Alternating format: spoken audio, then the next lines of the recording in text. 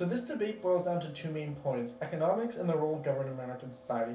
And the opposition talks about all 50 states having balanced budget amendments. And this is great for the states because they're allowed to have the federal government step in and pay for things when they can't pay for it. But nobody's going to do this for the federal government. If they can't pay for Medicare, Medicaid, they need to get loans.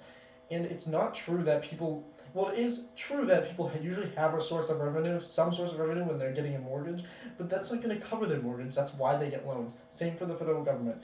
They do have a source of revenue, taxes, but you need to loan because you don't have enough money to pay for those programs that are needed in times of economic stagnancy in order to build up your revenue base so that later on you can get that money back and pay off those debts, and now you can start to get a surplus, and your society is not suffering as badly as they were during times of economic stagnancy. As far as the proposition talks about the purpose of government in American society, don't take care of the poor and people who are in need of assistance. Well, leave this to the churches, right? But since the founding of the state of Rhode Island, religious freedom has been a main tenet of American government and American democracy. So people should have the freedom to be able to choose whatever religion they want without fear that they're not going to be able to access assistance, right? And it's not just she uses the example of animals in the national park, right? Don't feed the animals because they'll become dependent on humans. Well, those animals already have a pretty good source of food and they're pretty successful at accessing that source.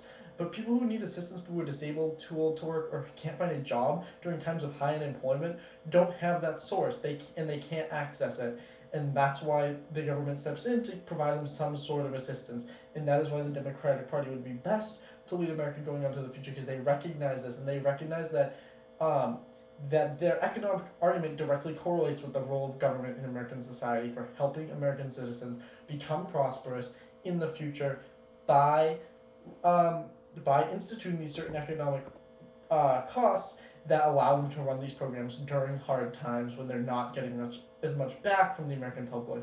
So that is why the Democratic Party is best to lead America going out to the future. I would like to thank the opposition for a great debate.